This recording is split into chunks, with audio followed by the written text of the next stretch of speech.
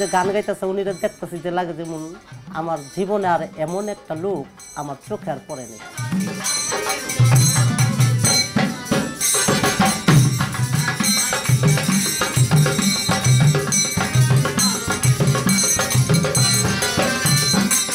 আমি শুধু আঙ্গলিদের ঝাঁকাইতেছিলাম যে বাড়িতে তো টাকা নেই, কিন্তু আপনি যে সবগুলো টাকা দিয়ে দিতেছেন।